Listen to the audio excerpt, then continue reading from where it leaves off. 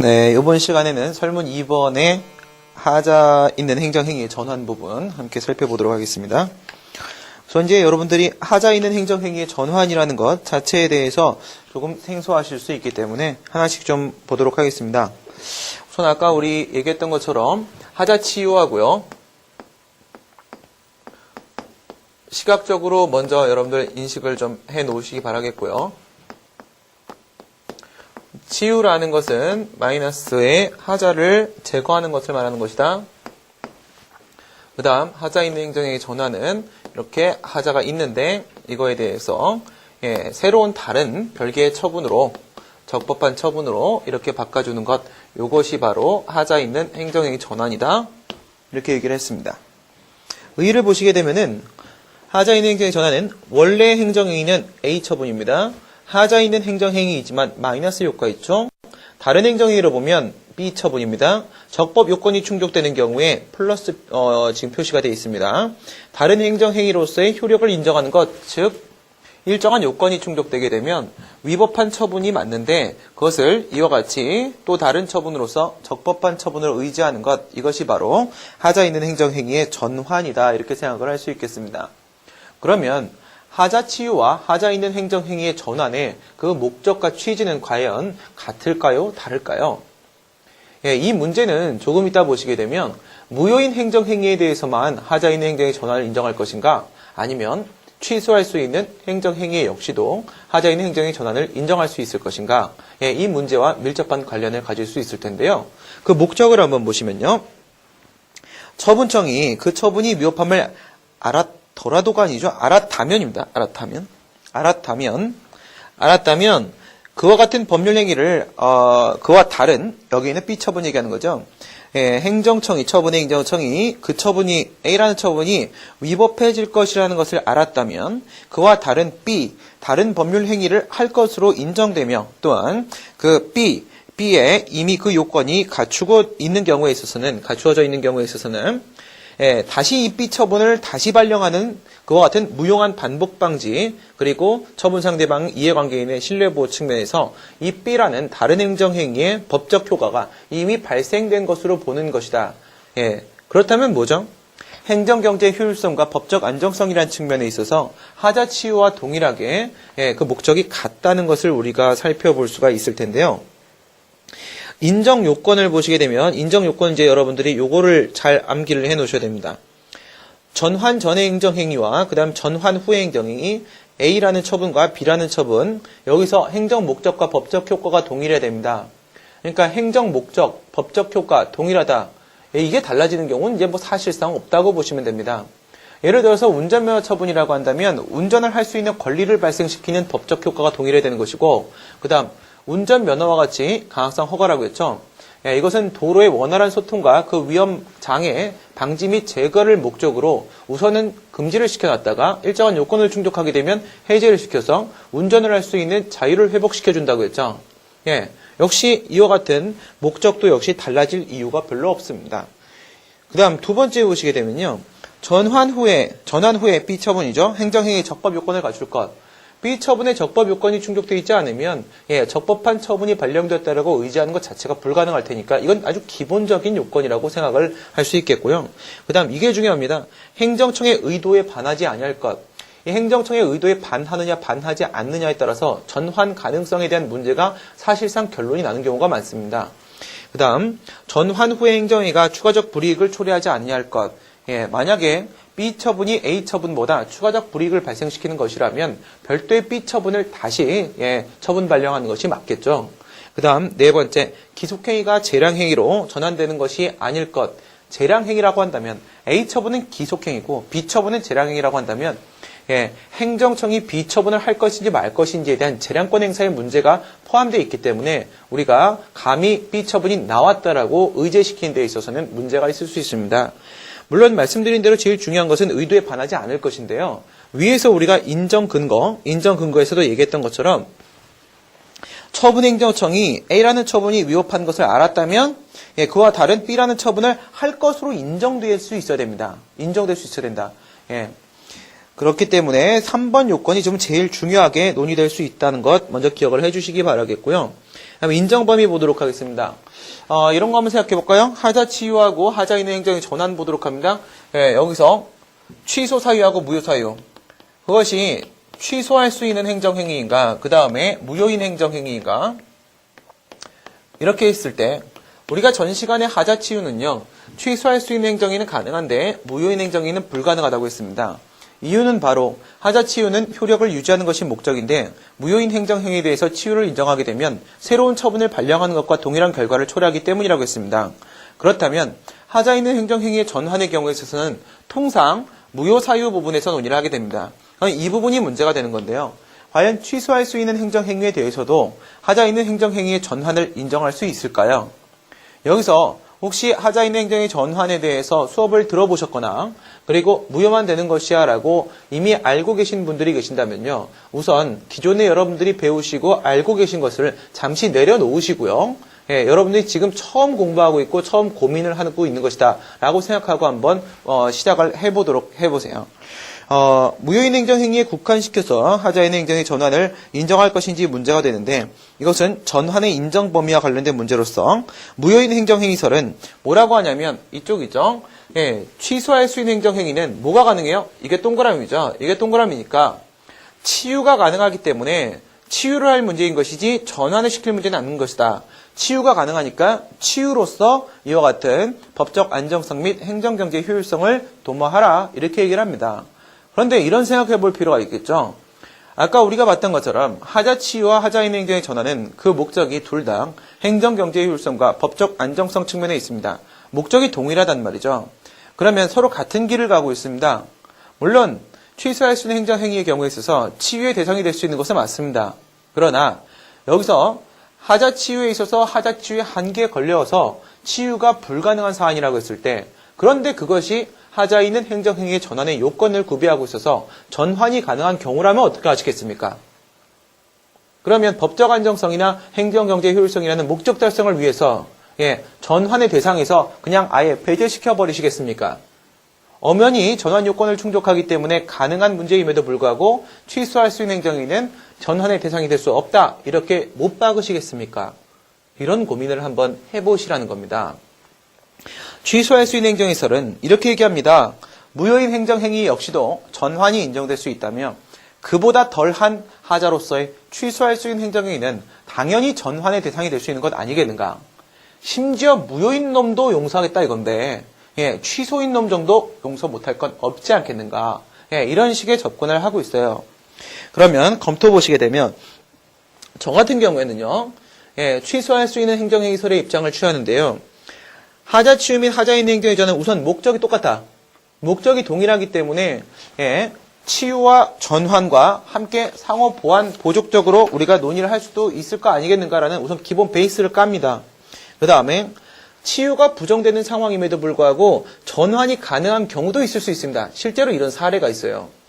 그러니까 전환의 요건은 구비가 되는데 치유의 소극적 요건으로서 한계에 해당해서 치유는 불가능한데 전환은 되는 경우가 있는데요. 이럴 땐 전환을 인정해야 되지 않겠느냐 이겁니다. 그 다음에 세 번째, 전환의 의사표시는 전환 전의 행정행위의 직권 취소 및 전환 후의 행정행위의 새로운 발령을 의미하는 것이다. 사실 이 문제는 뭐냐면 그 밑에 보시면 법적 성질 논의가 있습니다. 여기서 이와 같은 하자 있는 행정의 전환은 법의 근거에서 당연히 인정되는 것이다 라고 보는 법기본설도 있지만 하자 있는 행정의 전환은 사실상 행정행위 발령이다 라고 보는 견해가 다수설이고 또한 그것이 판례 입장입니다. 그러면 이 생각을 한번 해보시기 바랍니다. 우리가 이 A라는 처분이 있는데 하자 있는 처분인데 별도의 B 처분을 하지 않았음에도 불구하고 B 처분이 나왔다라는 그 법적 효과를 인정한다. 라는 것은 무엇을 말하는 거냐면 여기서 전환이 된다? 이렇게 전환이 된다. 라는 것은 바로 이 B 처분을 발령한 것이나 마찬가지다 이거죠. B 처분 발령이나 마찬가지다. 그래서 우리가 법적 성질을 행정행위라고 보는 겁니다. 전환은 뭐라고요? 행정행위 발령입니다. 행정행위 발령인데 그렇다면 말이죠. 여기서 이것을 이렇게 B라는 처분을 새롭게 발령한 것과 동일한 것으로 우리가 볼 수 있다면 이 앞에 있는 처분은 뭐라고 봐야 되겠습니까? 앞에 있는 처분은 위법하기 때문에 직권 취소했다라고 봐야 되지 않겠습니까? 여기서 여러분들이 아니 무효인 처분에 대해서 직권 취소를 어떻게 하느냐? 유효인 처분이어야지만 직권 취소를 통해서 그 효력을 제거시키는 것 아니겠느냐 이런 생각을 하실 수도 있는데요. 여러분 그렇게 생각을 하시게 되면요. 2011년도에 사시에 출제됐던 문제 같은 경우 한번 생각해 보시게 되면 결격 사유 있는 자에 대해서 임용처분을 했습니다. 그러면 결격 사유 있는 자에 대한 임용처분은 위법하고 또한 무효라고 보죠. 그것이 통설 판례 입장 아니겠습니까? 그러면 임용처분은 무효고 처음부터 공무원의 지위는 발생하지 않았습니다. 근데 여기에 대해서 당연퇴직 발령을 했다라는 문제가 나왔죠. 이 당연퇴직 발령이라는 표현은 사실 엄밀하게 보면 맞는 표현은 아닌데요. 이 당연퇴직 발령이 처분이냐라는 질문을 했어요. 처분입니까? 아니죠. 원래부터 공무원의 지위에 없는 자에 대해서 공무원의 지위에 있지 아니함을 다시 한번 확인하는 관념의 통지에 지나지 않습니다. 하지만 그렇다고 해서 당연퇴직 발령을 못하는 겁니까? 아니죠. 할 수는 있는데 그 처분성이 부정되는 거죠. 법에서 이와 같은 행위를 하지 마라라고 하면 안 합니까? 아니죠. 하죠. 하기 때문에 우리가 거기에 대해서 처벌을 하는 것이죠. 다 그런 겁니다. 예를 들어서 행정심판법 제47조에서 불이익 변경 금지 원칙, 그러니까 원처분보다 더 불이익한 재결을 할 수는 없다라고 써 있으면 그런 식의 추가적 불이익을 발생시키는 행정심판의 재결은 못하는 겁니까? 아니죠. 할 수 있죠.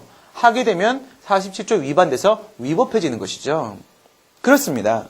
앞에 있는 처분이 무효인 경우에 있어서 직권 취소를 못합니까? 아니죠. 직권 취소를 할 수는 있겠죠. 했는데 그것이 뭐가 되느냐면 이 처분이 무효임을 다시 한번 확인하는 것에 지나지 않는 것뿐이죠. 그래서 교과서는 이렇게 설명을 합니다. 이 전환이라는 것은 바로 무엇을 의미하는 것이냐? 전환은 이 두 가지가 포함되어 있는 것이다.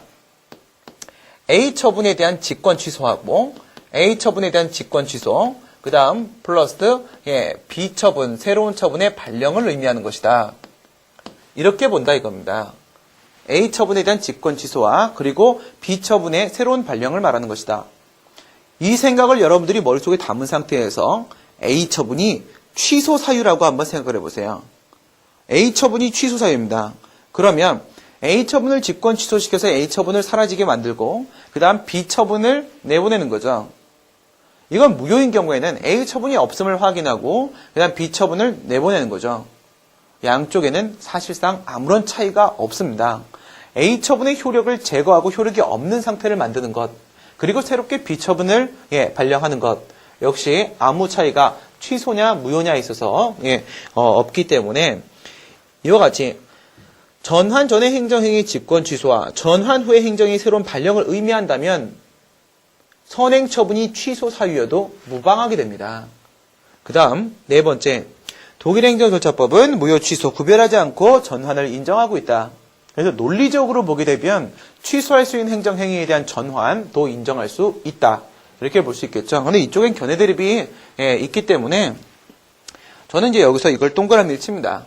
근데 이제 보통 문제는 어떤 식으로 나오냐면 취소 사유이면 치유 문제로 많이 내고요. 그 다음에 무효 사유면 전환 문제로 많이 냅니다. 문제를 이렇게 내요.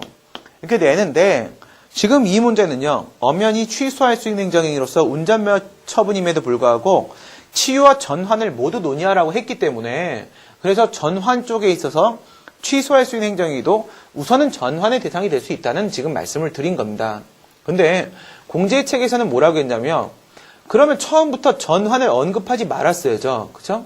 전환을 문제에서 언급하지 말았어야 되는데 그냥 이렇게 해서 이거 취소 사유니까 전환의 대상이 아니야 라고 해서 버려버릴 거면 문제로서의 의미를 상실하게 됩니다. 그럼 전환이라는 표현을 아예 뺐으면 되는데 포함을 시켰으니까 저처럼 이렇게 풀라 라는 의미라고 처음에 저는 판단했는데 공제의 답안은 취소할 수 있는 행정이니까 당연히 안 된다. 그럼 이쪽은 문제를 묻지 말았은 게 더 좋았지 않겠느냐. 그러면 저는 이제 취소할 수 있는 행정이설의 입장을 취소할 수 있는 행정의 가능설의 입장을 취했고요. 법적 성질을 보시게 되면 전환의 법적 성질을 무엇으로 볼 것인가? 그러니까 전환에 대해서 불만이 있는 사람들도 있겠죠. 그렇죠? 전환에 불만이 있는 사람이 있어요. 그러니까 예를 들어서 밑에 있는 판례 한번 생각해 보시게 되면 판례 먼저 볼까요? 귀속재산을 이제 국가재산이죠. 국가의 귀속재산을 불화받은 자가 뭐 갑이라고 생각해 봅시다. 갑이 아버지예요. 사망한 후에 그 수불화자에 대해서 그 불화처분 취소 처분을 한 겁니다. 그러니까 갑한테 불화처분 해준 거를 취소하겠다라고 해서 취소 처분을 해요. 근데 죽었단 말이죠. 그래서 사망자에 대한, 망인에 대한 행정처분은 위법 무효죠. 그러니까 없는 거란 말이죠. 근데 취소 처분을 수불화자인 상속인에게 송달한 때에는, 근데 밑에 보시면요. 밑에 있는 밑줄을 한번 보세요. 밑에. 동인이 사망하였다는 사실을 발견하고 그 상속인에게 대해서 다시 적법히 송달을 하였다면, 위와 같은 행정처분은 망인의 상속인들에게 송달한 때 상속인들에 대하여 다시 그 불화처분에 취소한다는 새로운 처분을 한 것이라고 해석 못할 바가 아니다 라고 했습니다. 무슨 말씀이냐면 이거예요. 이렇게 처분통지서가 있습니다. 처분통지서가 있는데 망인이 갑이고요. 그 다음 상속인이 을이에요. 여기다가 갑한테서 불화처분을 취소합니다. 이렇게 해서 보낸 거야. 처분통지서를. 죽었단 말이죠. 그러면 이 처분은 무효란 말이죠. 그러면 이제 상속인한테 불화처분 취소입니다라고 해서 여기다가 이름을 누굴 써줘야 돼요? 을 이름을 써줘야 되잖아요.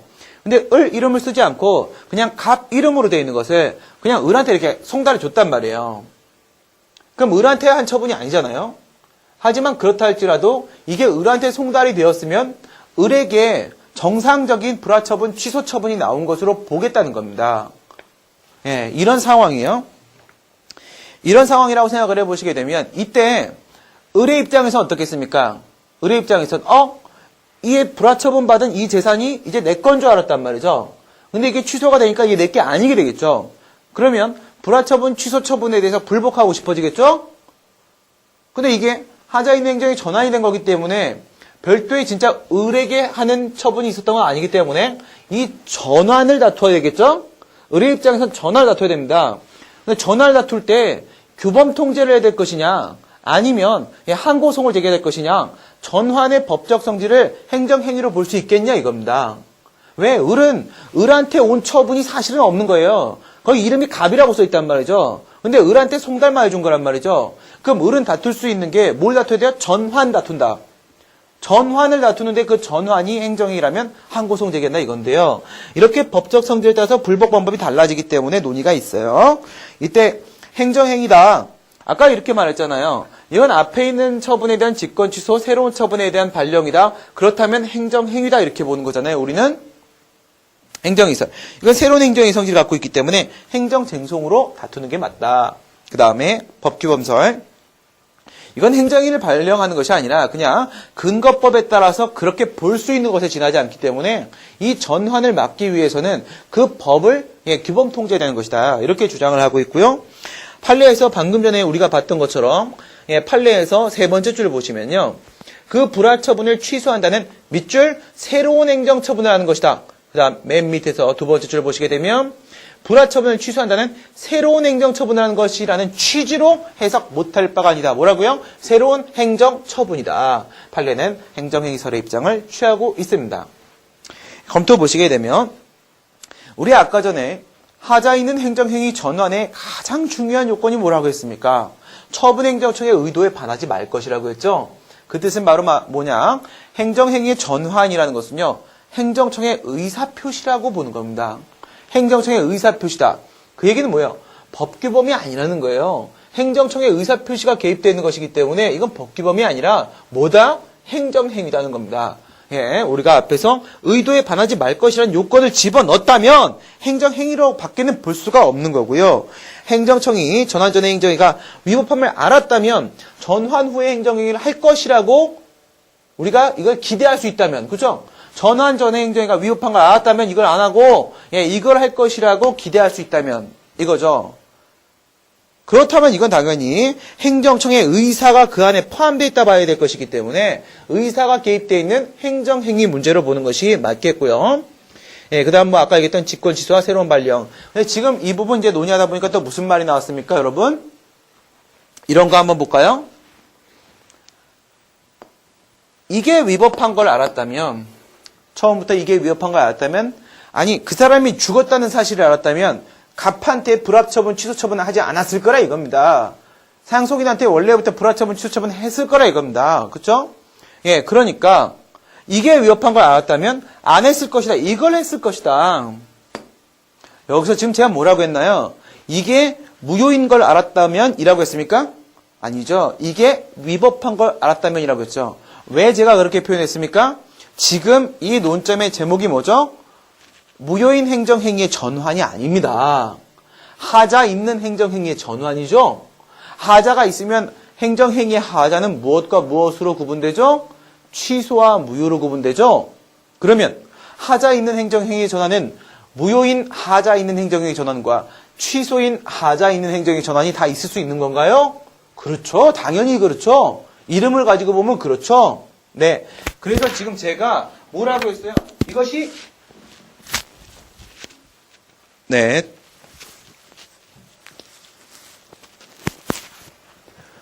수업을 두 번째 빠졌습니다. 네. 이것이 위법한 걸 알았다면이라고 했어요. 뭐가 아니라고요? 무효란 걸 알았다면. 예, 앞에 정의 다시 한번 보실래요? 정의. 하자 있는 행정행위의 전환에 정의 한번 다시 확인해 볼까요? 원래 행정행위는 하자 있는 행정행위나 이렇게 되어 있죠? 원래 행정행위는 무효인 행정행위나 라고 하지 않았습니다. 왜요? 제목이 바로 하자 있는 행정행위의 전환이기 때문에 그렇습니다. 여러분, 그렇다면 어떻게 봐야 되겠나요? 앞에서 취소할 수 있는 행정행위 가능설과 무효인 행정행위설 중에서 무효인 행정행위설을 취하시는 분들은 이거 제목을 어떻게 따야 돼요? 무효인 행정행위 전환 이렇게 따셔야 되고 정의할 때 뭐라고 해야 돼요? 원래 행정행위는 무효인 행정행위나 다른 행정행위를 보면 적법하다 이렇게 가야 되겠죠? 네. 안 그러면 이 앞뒤 내용이 논리모순이에요. 아시겠죠? 예, 그래서 저는 이제 원래부터 취소할 수 있는 행정의 가능설의 입장을 취해왔다. 이 부분 예, 지금 논의하다가 잠시 또 연결을 좀 시켜봤습니다. 예, 효과 보시게 되면요. 전환 후 행정행위는 전환 전의 행정행위 당시로 소급해서 효력이 발생한 것으로 본다. 얘는 뭐라고 했나요? 효력 유지가 목적이긴 하지만 소급해서 적법한 것으로 본다고 했습니다. 이건 어떻게 보는 거라고요? 이거는 전환되었다라고 하게 되면 B 처분이 A 처분이 있었던 시점부터 있었던 걸로 보죠. 예. 뭐 소변경도 우리가 그런 식으로 보고요. 그쵸? 예, 뭐 예를 들어서 이런 거 한번 생각해 보실래요? 앞에서 처음에 무효확인 소송을 이렇게 제기했습니다. 무효확인 소송. 근데 이 무효확인 소송을 제기한 시점이 언제냐면 처분이 있은 다음에 89일 차예요. 그리고 나서 소송 계속 중에 있다 생각을 해본 거예요. 어떡하지? 막 생각해봤는데 이게 위법은 한데 무효는 아닌 것 같아요. 취소 사유에 그칠 것 같아요. 그래서 이렇게 되면 기각되겠다 싶어갖고 취소송으로 바꾸려고 해요. 이렇게 소변경을 합니다. 소변경을 하는데 취소송을 이렇게 바꾸는데 만약에 이 소변경 시점이 93일이면 어떻게 될까요? 취소송이 소변경 시점에 제기된 것으로 본다면 취소송은 제소기간 도가로 각하돼야 되겠죠. 그게 아니죠. 이 취소송은 언제? 예, 이거는 89일 차에 제기된 것으로 본다 이렇게 되죠. 뭐 비슷한 논리예요. 여기도 이 B 처분은요. A 처분이 발령된 시점에 발령되었던 것으로 의제를 한다. 이게 이제 첫 번째 법적 효과고요. 그다음에 두 번째 보시게 되면 하자 승계가 인정될 수 있겠는가 이런 논인데요. 사실 조금 얼토당토 않아 보이기도 합니다. 무슨 말이냐면 이건 마이너스고 플러스거든요. 근데 이게 이렇게 하자가 승계되면 이게 마이너스가 돼요. 이게 마이너스가 되면 전환을 왜 시켰을까? 이렇게 뻘쭘한 상황이 온다고요. 근데 그건 아니죠. 왜 아니냐면 여러분 이런 거 생각해봐요. 하자 승계는 어떨 때 인정하나요? 앞에 A라는 처분이 이렇게 있고요. 그 다음에 뒤에 B라는 처분이 이렇게 있어요. 여러분들 기억나시죠? 선행행위와 후행행위는 처분이어야 된다. 선행처분은 취소사유가 위법한데 그것이 취소사유가 된다. 후행처분은 적법해야 된다. 선행처분을 다툴 수 없는 불가쟁력이 발생해야 된다. 이렇게 했어요. 이럴 때 하자승계 논의하죠. 여기서 여러분들이 보셔야 될 건 뭐냐면 두 개의 행정행위가 모두 있다는 것입니다. 앞에도 행정행위가 있고 뒤에도 행정행위가 있기 때문에 앞에 있는 행정행위의 하자가 뒤에 있는 행정행위로 승계될 수 있겠는가 이런 논의하는 건데 잘 보세요. 전환은요. 전환되면서 이건 없어지거든요. 없어지기 때문에 하자승계 논의 자체가 나올 수가 없어요. 그래서 하자승계는 부정된다라는 법적 효과를 또 우리가 논의를 하게 되는 거고요. 그 다음 세 번째 보시게 되면 소송의 계속 중에 전환이 이루어졌다라고 한다면 이때는 어떻게 됩니까? 소송 계속 중에 이 처분으로 전환이 되게 되면 이건 어떤 상황인가요? 아까 전환은 이거라고 했잖아요. 앞에 있는 처분에 대한 직권 취소와 그 다음 새로운 B 처분을 하는 것이다. 그쵸? 소송 도중에 만약에 A 처분에 대한 취소를 제기했는데 A 처분이 위법하다고 생각한 처분행정청이 A 처분을 직권 취소하고 새롭게 소송 도중에 B 처분을 했다면 전환이 아니라 진짜로 하나 직권 취소하고 새로운 B 처분을 했다면 그땐 뭐라고 돼요? A 처분이 B 처분으로 처분 변경되었다. 그렇죠? 처분 변경되었기 때문에 처분 변경에 따른 소외 변경 행정소송법 제22조 문제로 처리를 하죠. 이것도 마찬가지라는 거잖아요. 전환은 직권 취소와 발령 이 문제이기 때문에 A 처분이 B 처분으로 처분 변경된 거랑 똑같은 겁니다. 그렇기 때문에 이때는 처분 변경에 따른 소변경을 인정해야 된다. 여기까지가 하자 있는 행정행위 전환론입니다. 그러면 과연 인정될 수 있을까요? 뭘 갖고 보셔야 돼요? 전환 요건 갖고 보시면 되잖아요. 전환 요건. 그럼 보세요. 전환 요건 다시 하나씩 챙겨보도록 하겠습니다. 6페이지에 있죠? 전환 전과 후의 행정행위의 행정 목적과 법적 효과가 동일한가요? 예, 전혀 다르지 않죠? 같아요. 동그라미. 두 번째, 전환 후의 행정행위의 적법 요건 갖추고 있나요?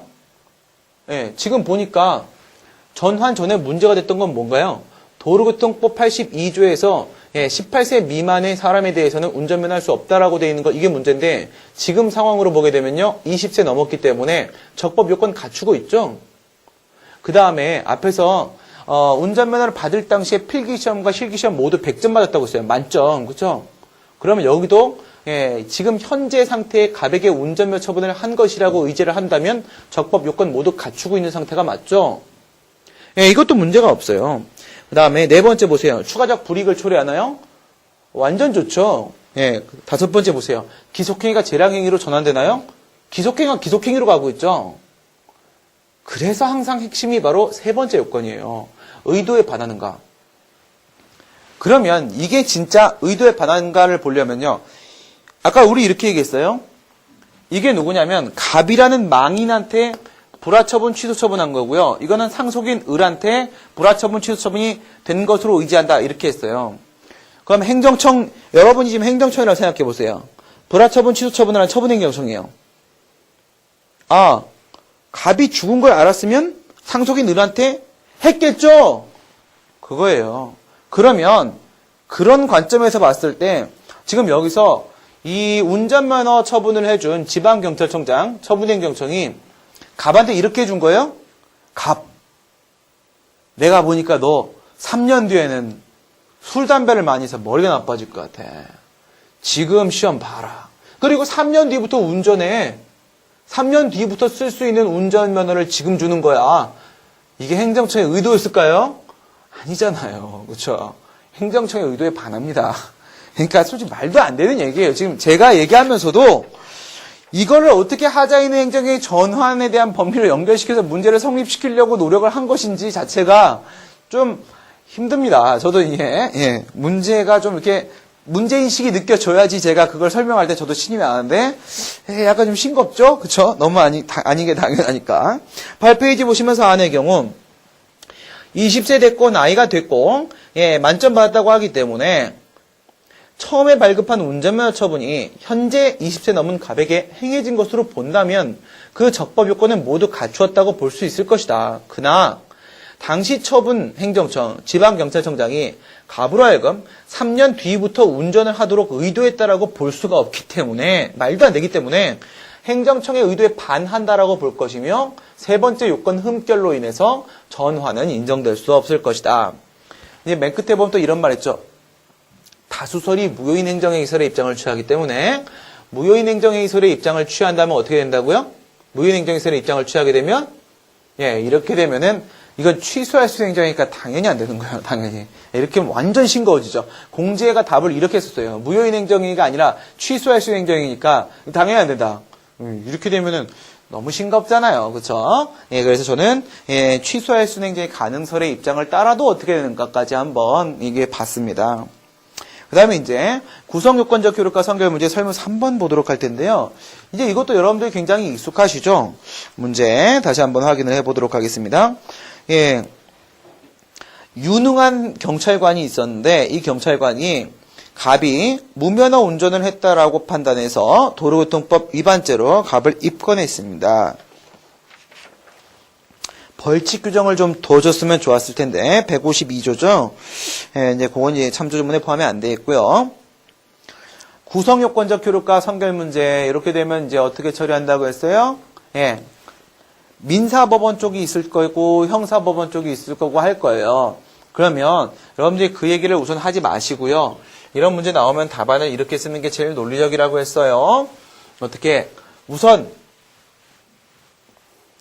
구성요건적 효력이 뭔지를 얘기해야 돼요. 여기서부터 시작하는 거니까. 이걸 이렇게 논의를 하세요. 그 다음에 구성요건적 효력과 선결 문제니까 그 다음 선결 문제 얘기를 하세요.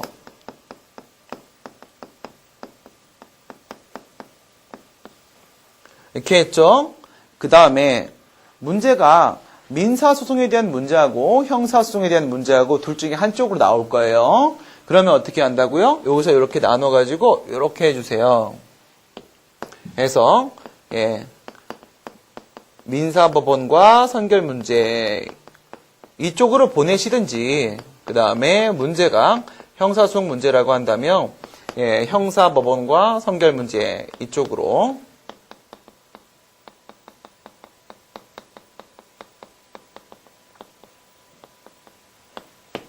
이렇게 하게 되면 이제 여러분들이 어떻게 하시냐면 예, 요렇게 타고 들어오는 논의를 해야 될 때가 하나 있을 거고요. 요렇게 타고 들어오는 논의를 해야 될 때가 이렇게 하나 있을 겁니다. 그렇죠? 이렇게 뭐 닮았죠? 예. 지금 같은 경우는 어디로 가셔야 돼요? 여기죠? 이쪽에. 예. 형사소송 이쪽에 문제 이렇게 처리하신다. 그럼 제일 먼저 뭐부터 한다? 예, 요거 구성요건적 효력. 예, 구성요건적 효력은 이제 항상 공정력이랑 비교하셔야죠. 네, 행정행위 하자가 있다고 할지라도 요건이 뭐예요? 당연 무효가 아니다입니다. 그렇죠? 이건 뭐 너무 많이 했기 때문에 자세히 하지는 않겠습니다. 예, 구성요건적 효력 하자가 있다고 할지라도 당연 무효가 아니나 그렇죠? 그다음에 권한 없는 다른 국가법원은 권한 없는 다른 국가법원 여기 누가 아니죠? 처분 상대방과 이해관계인이 아닙니다. 그렇죠? 다른 국가기관. 그 중에 특히나 누구? 예, 권한 없는 법원. 이렇게 될 것이고요. 유한행정행위의 존재를 스스로의 판단 기초, 예, 그리고 무엇으로요? 예, 구성 요건으로 삼아야 된다는 것을 말하는 것이다. 공정력은 무엇 때문에 인정되는 거죠? 행정법 관계 안정성. 구성 요건적 효력은 무엇 때문에 인정되는 거죠? 국가기관 상호 간의 권한 존중. 그쵸? 권한 존중. 여기까지 해주시면 돼요. 그 다음에 공정력과의 구별 논의는 꼭 하셔야 됩니다. 공정력과 구별할 것이냐 말 것이냐. 만약 여러분들 여기서 공정력과 구별하지 말자 구별 부정설 입장 취하시면 제목 바꾸셔야 되죠. 예, 공정력과 선결 문제 이렇게 논의를 들어가셔야 됩니다. 판례가 그렇게 하죠. 판례가. 그죠? 우리도 과거에 전통적과에는 그렇게 봤었습니다. 종래견에는 구성요건적 효력이 공정력의 하나의 내용이다라고 봤었는데 학설 예, 양쪽 다 유효성 추정의 힘일 뿐이고 적용 대상만 좀 다르다. 구별 부정설, 그냥 구별 긍정설. 그 근거와 내용도 질적으로 다르다. 구별 긍정설. 판례 봅니다. 판례. 법률상 원인 없는 이득이라고 할 수 없다라고 했어요. 이건 뭐예요? 부당이득 반환청구소송이죠. 부당이득 반환청구소송 이쪽에 있는 민사법원과 선결 문제 이쪽에 대한 논의입니다. 그런데 법률상 원인 없는 이득, 즉 부당이득이 성립되기 위해서는 뭐가 없어야 돼요? 과세처분의 효력이 없어야 되죠? 법률상 원인이 되고 있는 행정행위 효력이 없어야 되겠죠? 네, 효력이 없어야 되는데 취소 사유에 해당한단 말이에요. 그래서 네, 판례 보시면 뭐라고 되어 있나요? 취소 사유에 불과한 때에는 이렇게 되어 있죠. 이때 선결 문제는 뭐가 됩니까? 효력 부인이 되죠. 근데 이 효력 부인을 민사법원이 할 수 없는 이유는 뭐 때문이에요? 구성요건적 효력 때문이죠? 근데 보세요. 판례 뭐라고 하고 있는지 공정력 때문이라고 하지 않습니까? 공정력의 객관적 범위 내에 이렇게 되어 있죠? 예, 판례는 공정력 때문에 효력 부인을 민사법원이 할 수 없는 것이고 따라서 부당이득이 성립될 수 없다라고 했으니까 예, 구성요건적 효력을 공정력의 하나의 내용으로 보고 있는 겁니다. 구별 부정설입니다. 다음 페이지 넘겨보시게 되면 검토 인정 목적, 행정법 관계 안정성, 국가기관 상호 간의 권한 존중, 예, 적용 대상, 처분 상대방 및 이해관계인, 예, 다른 국가기관, 성질, 예, 절차적 효력, 예, 실체적 효력, 그 다음에 제거 가능성, 공정력은 누구요? 처분 상대방이나 이해관계인이 예, 취소 쟁송을 제기해서 제거시킬 수 있어요. 구성요건적 효력은요? 다른 국가기관이잖아요. 국가기관은 사람이 아니기 때문에 취소 쟁송 제기할 수가 없어요. 공정력은 제거할 수 없어요. 차이가 좀 있어 보이죠? 예, 구별하도록 하겠습니다. 구별 긍정설. 그러면 이제 요거 우리 했어요. 한 개 버렸어요. 예, 여기까지 하면 이제 수업 끝나요. 요거 안 할 거예요. 2개 남았네. 예, 조금만 더 힘내시고. 선결 문제 보도록 합니다. 예, 여러분들 이제 선결 문제 정의 쓰실 때는요, 밑에 있는 구성요건적 효력과 선결 문제 이쪽을 사용해 주셔도 상관없어요. 요것만 쓰셔도 돼요. 선결 문제는요, 소송에서 본안 판단을 함에 있어서 필수적 전제가 되는 법 문제를 말하는 건데, 이건 그냥, 예, 그냥 선결 문제, 이렇게 해요. 선결 문제. 근데 우리가 지금 논의하는 건 뭐 때문에 그래요? 행정행위, 알겠죠? 행정행위. 행정행위 때문에 하는 거니까, 구성요건적 효력과 선결 문제, 요거 써주시면 충분합니다. 그래서 민사, 형사, 행정 뭐 포함시키든 안 시키든 상관없고요. 예, 어떤 행정 행위가 그 사건의 원인이 되는 경우, 전제가 되는 경우에 있어서 과연 그 법률상 원인이 되고 있는 행정 행위에 대해서 심사할 수 있겠는가? 이때 내용은 위법 심사 문제 하나하고 효력 유무 심사 문제하고 두 가지가 있을 수 있어요. 그래서 선결 문제는 두 가지가 있죠. 예, 위법성 심사하고 그 다음에 예, 효력 유무 심사, 위법성 심사. 그 다음에 효력 유무심사 이렇게 크게 두 가지가 있다.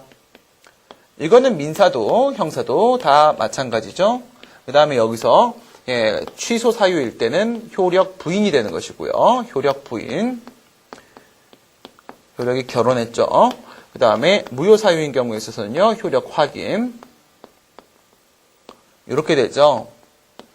밑에서 먼저 예. 행정소송법 11조 보시게 되면요. 옆에 써놓으십니다. 필기 좀 할게요. 예, 처분 등 효력 유무 등이 했을 때 효력 유무 밑줄 그시고요. 위법성 심사 가능성 전제. 예, 위법성 심사가 된다라고 봤기 때문에 효력 유무 심사가 된다라는 말을 할 수 있는 겁니다. 위법성 심사 가능성 전제. 그다음 두 번째. 예, 효력 유무는 무엇을 의미한다? 효력 부인 X, 효력 확인 동그라미. 이건 효력 확인을 말하는 겁니다. 효력 확인. 그 다음에 민사소송의 선결 문제 된 경우에 민사소송의 수법원은 민사소송의 수법원 밑줄 그시고요. 민사법원이죠. 예, 민사법원 밑에 예시규정. 그럼 모두 포함할 수 있어요. 형사법원 플러스 행정법원. 예, 역시 인정될 수 있고요. 다음 심리하여 판단할 수 있다. 긍정하고 있습니다. 뭐에 대해서요? 효력 확인을 민사법원이 할 수 있다. 다음 선결문제 심사 가능성. 이거 뭐 간단하죠. 구성요건적 효력에 저촉되면 심사 못하고요. 뭐에 대해서요? 행정행위. 그렇죠. 행정행위. 저촉 안 되면 심사할 수 있는 거죠. 그렇죠. 행정행위에 대해서. 근데 그거는 내려가서 여기 가봐야 알아요. 여기 가서 가봐야 압니다. 그냥 원칙은 그렇다. 그래서 여기까지 했어요. 그 다음에 이거 들어갑니다. 형사법원과 선결문제. 여러분들 지금 문제는 어느 쪽이에요? 이거예요? 이건 뭐예요? 요거는 예, 2011년도에 아주 복잡한 판례가 선결 문제가 나왔는데 예, 그것까지는 안 나올 겁니다. 경찰행정법으로. 예, 내년 돼보면 모르겠지만 예, 2013년까지는 안 나올 것으로 보여지고요. 그냥 뭐 말하는 거냐면요. 권력적 사실행위가 나왔을 때 그때의 선결 문제가 형사법원과 관련돼서 나온 게 있어요. 판례가. 권력적 사실행위 부분도 뭐가 포함되어 있어요? 안에 수인 하명 포함되어 있기 때문에 그것을 여기랑 관련돼서 이건 뭔데요? 시정명령 불이행에 따른 형사재판이에요. 시정명령. 보통은 이제 원상회복 명령을 불이행했다 막 이렇게 나오거든요. 여기서 조심해야 될 건 뭐냐면 항상 자귀하명이지 부자귀하명은 포함되지 않는다 이거예요. 부자귀하명은 아니다. 그러니까 우리 이런 얘기 했었잖아요. 운전면허 정지 처분이 나왔고 정지 기간 중 운전을 했다. 그럼 정지 기간 중에는 운전면허 처분의 효력이 있습니까? 없습니까? 없죠. 정지 기간 중 운전을 했다라고 해서 무면허 운전죄로 기소했다라고 하게 되면요. 운전면허 정지 처분은 하명이잖아요. 하명이니까 위법성 심사가 선결 문제인가? 이렇게 생각을 하시면 안 된다고 했죠? 무면허 운전이기 때문에 운전면허 처분의 효력 유무에 대한 문제고 선결 문제는 효력 유무라고 했습니다. 뭐가 아니라고요? 하명은 하명인데 이건 아니라고요. 그렇죠? 이게 아니고 이것만이다 이겁니다. 이것만인데 이게 아니라고 했을 때 권력적 사실행위에 있어서 무엇도요? 수인하명.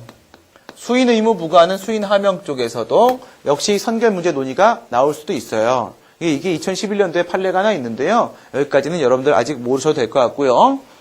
그 다음, 우선 보세요. 요거는 시정명령 관련된 거예요. 뭐가요? 선결 문제가 위법성 심사할 때. 이건 언제죠? 이건 뻔해요, 뻔해. 항상 하는 거.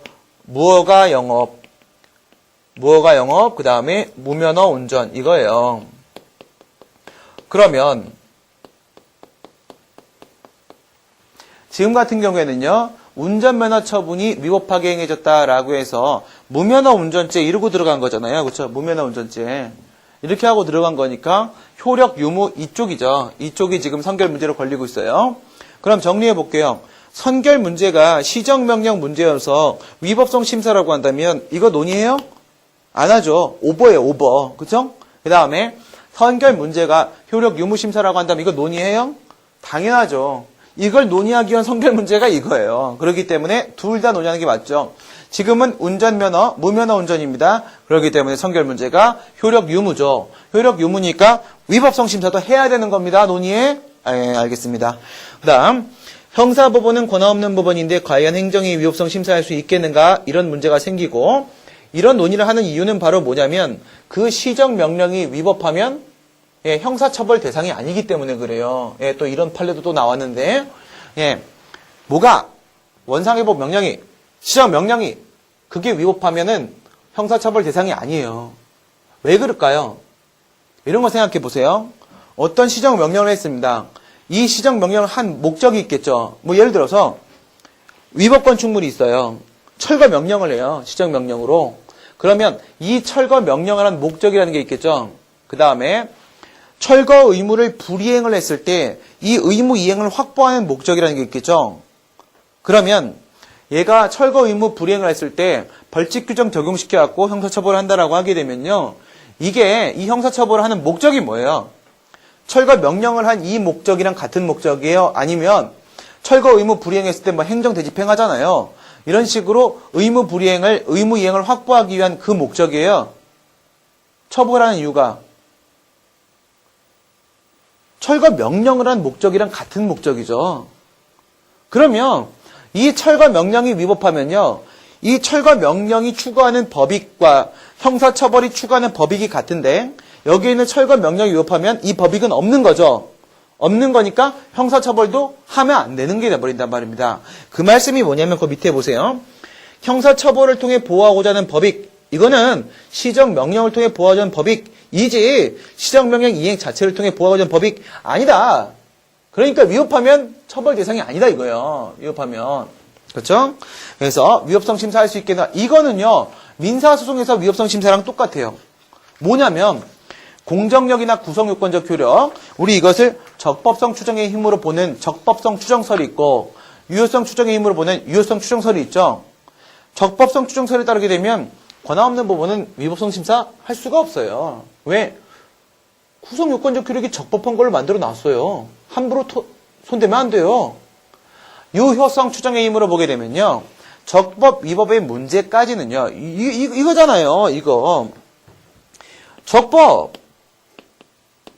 그리고 위법. 위법이라고 한다면 여기서 효력에서 취소. 유효죠. 이건 유효. 무효. 이렇게 했을 때 말이에요.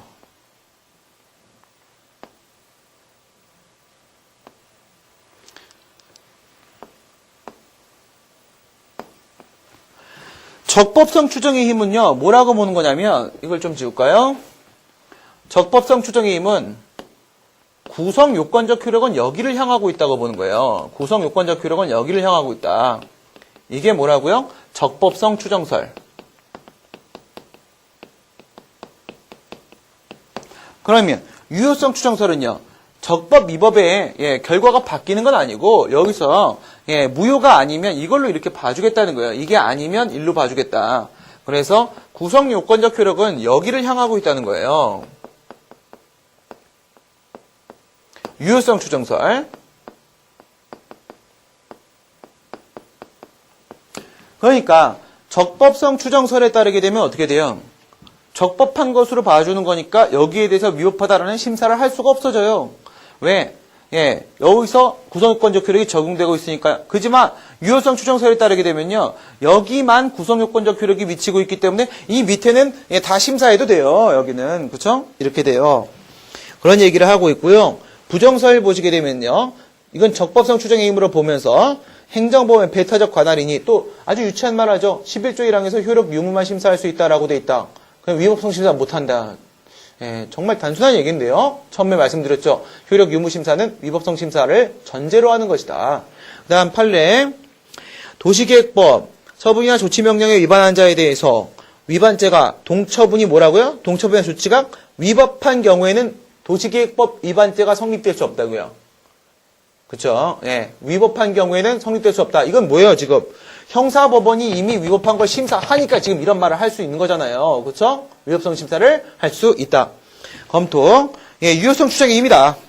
그 다음에 배타적 관할은 행정법원이 아니라 취소 소송의 배타적 관할 문제인 것이고 이것은 오직 효력 부인만 못한다는 것이지 위법성 심사를 못한다는 것은 아니다. 그 다음 11조 1항에서 효력 유무 심사할 수 있다는 것은 바로 무엇을 말한다? 위법성 심사는 당연히 된다는 것을 전제로 하는 것이다.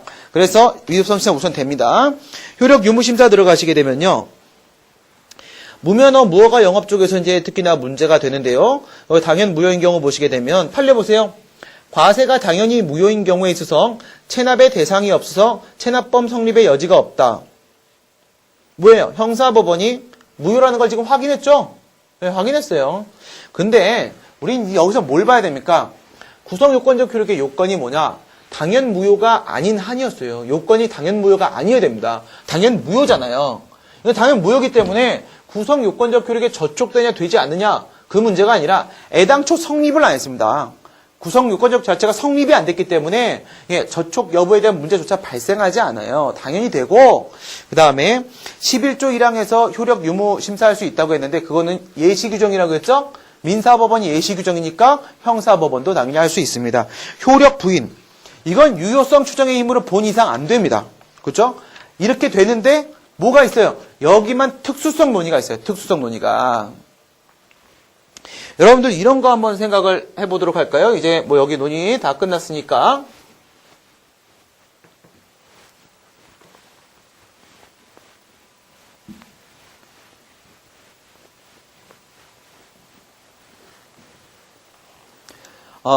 예를 들어가지고 말이에요. 거기 있는 걸로 그냥 할까요? 여기에 보시면은 이 운전면허 문제로 여러분 그냥 상식적으로 생각해 보세요. 상식적으로 생각을 해보시게 되면 여러분 이 친구 혼나야 돼요, 안 나야 돼요? 사술의 방법으로 형 이름 가져와갖고 사진 막 옮겨 붙이고 이래갖고 운전면허 받아갖고 이러면 돼요, 안 돼요? 안 되는 거죠, 그렇죠? 이러면 어떡할 거야? 9살짜리 10살짜리인데 17살도 아니야. 10살짜리인데 요즘 애들 등치 커갖고 예, 어른만 해. 얼굴도 늙었어. 수염도 나. 예. 이래가지고 와갖고 운전면허 받으면 돼요, 안 돼요? 안 되죠. 혼 나야죠. 근데 혼을 못 내잖아요. 그렇죠? 아니면 예, 아주 경미한 위반이 존재했다라고 생각해 보세요. 아주 경미한 위반이 있어서 이 정도면 용서할 수 있는데 예, 그럼에도 불구하고 효력 부인을 할 수 없어서 혼을 내야 되는 상황이 나올 수가 있어요. 무슨 말인지 아시겠습니까? 그러니까 이거는 형사법원에 있어서 형사소송에 있어서는요. 구성요건적 효력을 적용시키게 되면 우리가 가지고 있는 일반 상식과 반하는 결과를 초래하는 결과들이 되게 많아요. 그래서 여기는 특수성을 인정할 필요가 있지 않겠냐. 예, 이렇게 보는 견해가 있는 겁니다. 예, 긍정서를 보시게 되면 뭐라고 하냐면 피고인의 인권보장 신속한 재판을 받을 권리, 이거 두 가지는 암기하셔야 돼요. 인권보장. 그러니까 민사소송은 뭔데요? 단순한 금전적 문제인데 형사소송은 그렇지 않다는 게 문제예요. 그래서 인권보장이나 신속한 재판의 필요성이 제기되고 있다는 건데요. 예, 이런 거 한번 볼까요? 특수성을 인정을 하는 경우에요. 인정을 먼저 안 하겠습니다. 인정을 안 하는 경우. 인정을 안 한다면 뭐랑 똑같이 보겠습니까? 민사법원과 똑같이 보는 거예요. 민사법원의 경우하고. 그 다음에 특수성을, 형사소송의 특수성을 인정을 하는 경우. 이렇게 한번 보도록 할게요. 이렇게 하면 첫 번째, 위법성 심사가 그 선결 문제일 때. 다음 두 번째, 효력 유무 심사가 효력 유무심사가 바로 그 선결 문제일 때로서 뭐가 있어요? 예, 효력 부인이 있고 여기서 효력 확인을 먼저 쓸까요? 효력 확인이 있고 그 다음에 효력 부인이 있고 민사법원과 똑같이 보면 어떻게 되나요? 구성요건적 효력은 적법성 추정의 힘이 아니라 유효성 추정의 힘이기 때문에 그 행정의 위협성 심사 할 수 있다. 그죠? 특수성 부정하게 되면. 이게 판례 입장이죠. 구성요건적 효력은 당연 무효가 아닐 때만 성립하니까 당연 무효라고 한다면 당연히 효력 확인할 수 있다.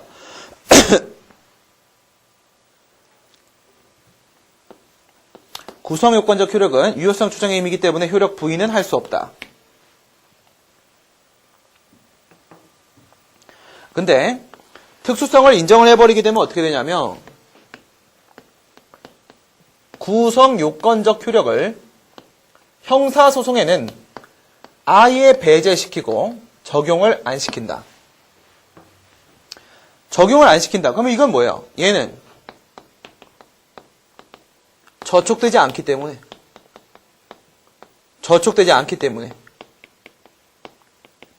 저촉되기 때문에 불가능하다. 이렇게 했죠.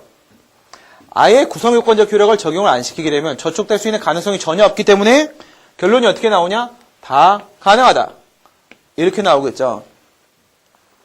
그러니까 사실은 형사소송에 구성요건적 효력을 적용시키지 말자라고 해서 특수성 논의를 하는 것은요. 위법심사 효력 확인, 효력 부인 여기 다 해당 사항이 있는 거예요. 무슨 형사소송인데 아니 무효와 취소가 상대적이고 그것을 우리가 알기가 힘든데 요건 취소니까 특수성 인정할까 말까라는 논의가 있고 요건 무효니까는 특수성이란 거는 상관이 없는 거야. 이런 게 아니고 민사소송에는 원래 구성요건적 효력이 적용되는데 형사소송은 그냥 아예 배제시키자라는 논의예요. 원래는 이런 논의인데 여기를 보시게 되면 어떻게 되냐면 결과가 똑같기 때문에 여기서는 특수성 논의를 그냥 안 하는 거예요. 생략하고 여긴 결과가 달라지기 때문에 여기다가 특수성 논의를 이걸 얻다가요. 이 특수성 여기다 이렇게 집어넣는 거예요. 긍정설에서는 특수성을 인정을 하고 있죠. 그럼 어떻게 한다고요? 구성요건적 효력 적용 자체가 안 되기 때문에 당연히 심사할 수 효력 부인도 할 수 있는 거예요. 그런데 부정설을 보시게 되면 민사소송과 똑같이 봐갖고 못한다고 보는 거고요. 판례 볼까요? 이 판례죠. 이 판례. 연령 미달의 결격자가 자신의 형의 이름으로 운전면허 시험에 응시 합격하여 교부받은 운전면허는 취소사유라고 했죠. 앞에서 판례도 역시 취소사유 인한 유효함으로 무면허 운전죄가 성립되지 않는다. 무슨 말이에요 지금? 엄연히 위협하다고 말했어요. 근데 무면허 운전죄가 성립되지 않는다는 것은 뭐죠? 형사법원이 그 위법한 운전면허 처분의 효력을 제거하지 못했다는 겁니다. 효력 부인이 불가능하다. 알겠죠? 효력 부인이 불가능하다고 봤습니다. 판례. 그러면 뭐예요? 이쪽 본가 이쪽. 효력 부인이 불가능하니까 무면허 운전죄 성립 안 된다. 그 얘기는 판례는 특수성을 인정 안 하고 있다. 검토 보시게 되면 금전적 문제 민사소송, 인권침해 극심한 형사재판. 그 다음 별도의 취소를 통해서 효력 부인 못하면 취소송 제기해야 되죠. 그러면 별도의 효력 제거를 위해 취소까지 또 제기하고 그렇게 하고 하면은 어떻게 돼요? 신속한 재판을 받을 수가 없다 이거죠. 그리고 지금 이 사건 갖고 생각해 보세요. 사위의 방법으로 이렇게 운전면허를 받았는데 혼내줄 수가 없어요. 혼내줄 수가. 그렇죠? 그래서 저는 이제 특수성을 인정을 하자라는 입장이고 그러면 저는 이렇게 됩니다. 이렇게. 하지만 판례와 자신이 취한 견해가 다를 때는 어떻게 하라고요? 판례에 따른 결론도 함께 내주어야 한다라는 거죠. 그래서 이제 무면허 운전죄 한번 들어가 보도록 합니다. 지금까지 얘기한 건 뭔가요? 양가로 3 위까지 얘기한 거는요. 그냥 형사소송과 성결 문제라는 것을 그냥 뭐예요?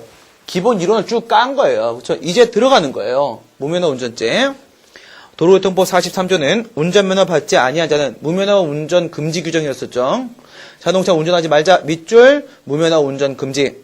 152조 1항은 근데 이게 참조조문에 지금 공지에 안 나와 있어요. 이거 참조 좀 넣어줘야 됩니다. 152조 1호는 43조를 위반해서 무면허 운전을 한 경우에 있어서 무면허 운전죄 규정, 벌칙 규정을 두고 있단 말이에요. 벌칙 규정을. 사안의 경우 가백에 무면허 운전죄가 적용되기 위해서는 앞에서 취소 사유라고 했어요. 효력 부정, 효력 부인이 필요합니다. 그런데 예, 공정력이 발생해서 여전히 유효한 것으로 추정되고 있는 상황에서 효력 유무 심사가 무면허 운전이니까 효력 유무 심사죠. 위법성 심사가 아니에요. 이건 시정 명령 문제가 아니죠. 예, 특히 형사법원의 운전면허 처분에 대한 효력 부인 가능성이 문제가 되는데 예, 밑에 설문 3 해결. 형사소송의 특수성을 인정을 해서 구성요건적 효력 적용을 배제시켜 버리게 되면 효력 부인 가능해집니까? 가능해지죠. 그럼 어떻게 돼요? 효력이 부인되죠. 효력이 부인되면요, 운전면허 처분의 효력이 없어지죠. 없어지면요, 무면허 운전이 성립되죠. 특수성을 인정하면 유죄. 그렇죠. 유죄. 그 다음에 특수성을 부정하게 되면 뭐 위에 있는 판례랑 똑같아지는 거예요. 그렇죠. 무면허 운전죄 성립이 안 되면서 무죄 이렇게 된단 말이에요. 여기까지 이제 여러분들이 결론 내리시면 되는데 특수성을 인정할 것이냐 말 것이냐는 여러분들이 원하시는 대로 결정하셔도 상관없습니다. 그런데 저처럼 특수성을 긍정하는 견해를 취하시는 분들 같은 경우에는 조심해야 될 게 하나 있어요. 뭐다? 판례에 따른 결론도 함께 내주어야 된다 이겁니다. 예, 긴 시간 동안 수고들 많이 하셨습니다. 지금까지 사례 7번 설문 1, 2, 3번에서 처분의 효력하고 그 다음에 하자 치유 및 하자 있는 행정의 전환 그리고 형사소송과 선결 문제에 대해서 우리가 함께 논의해 봤습니다. 예, 수고들 많이 했습니다. 수고하셨습니다.